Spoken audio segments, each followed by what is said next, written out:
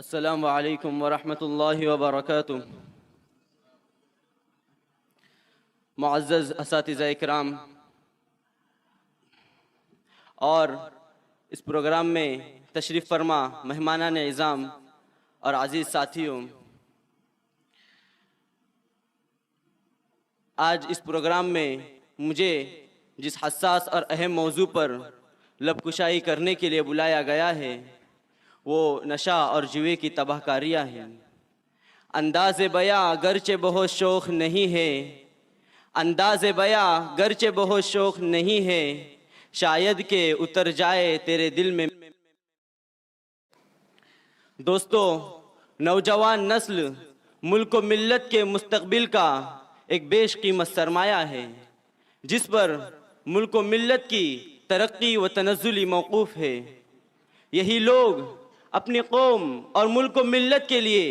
ناقابل فراموش کارنامے انجام دے سکتے ہیں۔ یہ ایک حقیقت ہے کہ نوجوانوں کی تباہی و بے راہ روی قوم و ملت کی تباہی ہے، اور اگر یہی بے راہ روی کا شکار ہو جائے تو قوم سے راہ راست پر رہنے کی توقع بے فائدہ ہے۔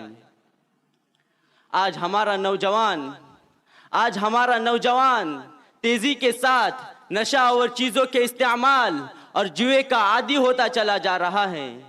ابتدا میں وہ تمباکو اور گٹکا جیسی ہلکی پھلکی نشیلی چیزوں کا استعمال کرتا ہے،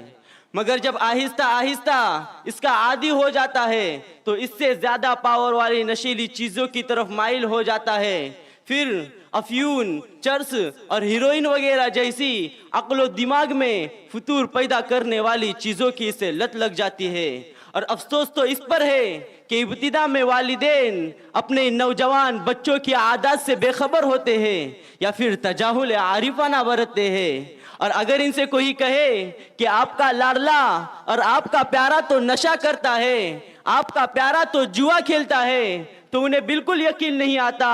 اور اس کے برعکس شکایت کرنے والے سے بدگمان ہو جاتے ہیں اور صاف کہتے ہیں کہ ہمارا لڑکا تو ایسا ہو ہی نہیں سکتا، ہمارا لڑکا تو بڑا ہی نیک ہے، کوئی اور رہا ہوگا۔ لیکن کچھ ہی دنوں بعد جب اس نشے اور جوے کے عادی شخص کو طرح طرح کی بیماریاں گھیر لیتی ہے، تب جا کر والدین کی آنکھیں کھلتی ہے، مگر اب جاگے کا ہوت جب چڑیا چگ گئی کھیت۔ دوستو، نشہ کرنے سے سب سے پہلے معدہ، جگر اور گردے زیادہ متاثر ہوتے ہیں، اسے کھانے کا خیال نہیں رہتا،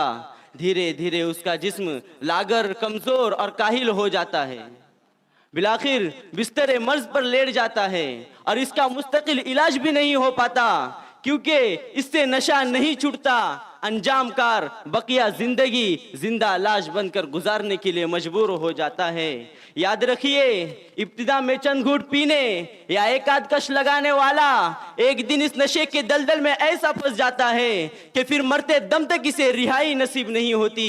نشے کی بدولت سستی و لاپرواہی انسان پر غالب آ جاتی ہے، وہ تھکن اور غنودگی کا شکار رہتا ہے۔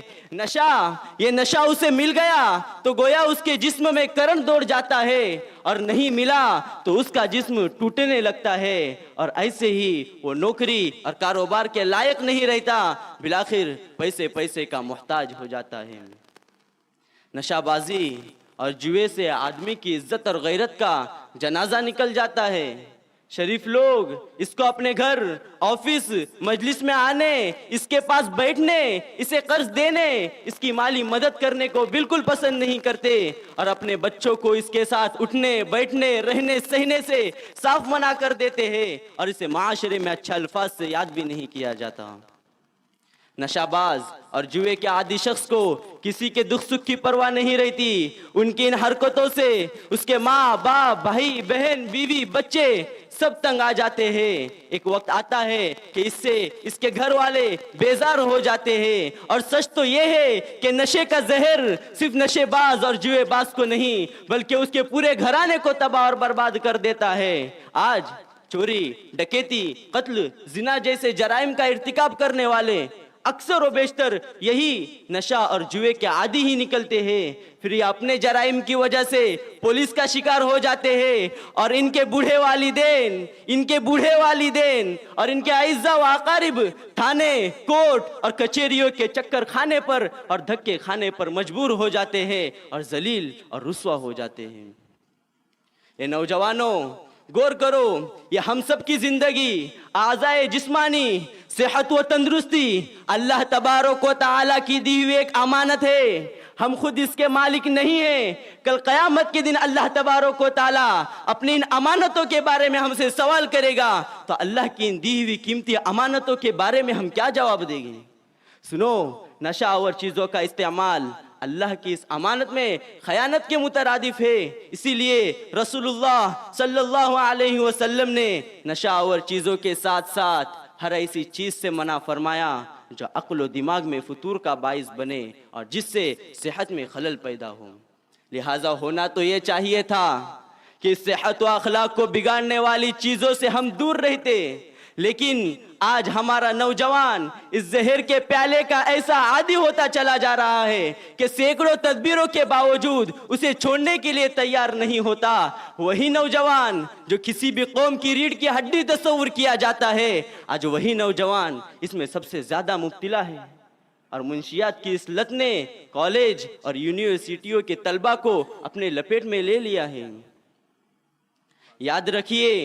کسی بھی گھر کے نوجوان فرد کا اس نشے میں مبتلا ہونے کا اثر پورے خاندان پر پڑتا ہے، اور خاص طور سے وہ نوجوان جنہیں والدین اعلیٰ تعلیم حاصل کرنے کے لیے کالجوں اور یونیورسٹیوں میں بھیجتے ہیں تاکہ وہ قوم کا حصہ بن سکے، لوگوں کے لیے بہترین نمونہ رول ماڈل بن سکے، لیکن افسوس کہ انہی میں سے چند نوجوان نکل کر غلط راستے پر آ جاتے ہیں اور اپنی زندگی کو تباہ اور برباد کرتے ہیں اور دوسروں کو بھی اس میں ملوث کر دیتے ہیں۔ کسی کہنے والے نے کیا ہی خوب کہا اور چند ہی اشعار میں پوری نشے کی حقیقت کو عیا کر دیا۔ آپ بھی دل کے کانوں سے سنیے کہ گلاسوں میں جو ڈوبے پھر نہ ابھرے زندگانی میں، گلاسوں میں جو ڈوبے پھر نہ ابھرے زندگانی میں، ہزاروں بہ گئے ان بوتلوں کے بند پانی میں، نہ کر برباد اپنی زندگی اے بوتل کے دیوانے، وہ کاٹے گا بڑھاپے میں جو بوئے گا جوانی میں۔ یہ دارو کا پیالہ موت کا کڑوا پیالہ ہے، ملا ہے زہر شربت میں، چھپی ہے آگ پانی میں، یہی سیال آتش جسم کو برباد کر دے گی، جوانی کو تمہاری جلد مٹی میں ملا دے گی۔ دوستو، مجھے اپنے ان اساتذہ کے سامنے یہ بات کہنے میں کوئی باک نہیں کہ آج اتنے لوگ سمندر میں غرق نہیں ہو رہے ہیں جتنے کہ ایک جام میں یعنی شراب میں ڈوب کر مر رہے ہیں، اور اس سے بڑا بدنصیب کوئی شخص نہیں جو کسی نشے اور جوے کا عادی ہو جائے۔ لہٰذا یہ لوگوں، ہمیں اپنے نوجوان اولادوں کی بخوبی نگرانی کرنی ہوگی اور ان کی تربیت کرنی ہوگی کہ میرا بچہ کیسے لوگوں کے ساتھ اٹھتا بیٹھتا ہے، میرا بچہ کیسے لوگوں کے ساتھ آتا جاتا ہے، میرا بچہ فرصت کے اوقات کہاں پر گزار رہا ہے، اس کی بخوبی نگرانی کرنی ہوگی۔ لہٰذا آپ اپنے والدین ہونے کا فرض نبھائیے، ورنہ کل کو یہی عزیز جان اولاد نشے کی شکار ہو جائے گی، جوئے کی شکار ہو جائے گی، اپنی جوانی کو برباد کر لے گی اور آوارہ گردی میں مبتلا ہو جائے گی، تو سوائے پچھتانے اور رونے کے اور کوئی راستہ نہ ہوگا۔ اور میں اپنے نوجوان بھائیوں سے کہنا چاہتا ہوں کہ آپ بھی ان نشاور چیزوں سے دور رہے، اپنے گھرانے کو، اپنے معاشرے کو، اپنے علاقے کو اور اپنے ملک کو بھی اس سے دور رکھے، بلکہ میں اس سے آگے بڑھ کر یہ کہتا ہوں کہ صرف ملک کو نہیں، سارے عالم انسانیت میں جہاں کہیں نشہ ہو رہا ہے، ہم یہ ارادہ کرے کہ انشاءاللہ ہم اسے روکیں گے۔ بس انہی چند الفاظ پر وقت کی تنگی اور اس کے بخل کو دیکھتے ہوئے میں اپنی تقریر کو ختم کرتا ہوں۔ وما علینا الا البلاغ۔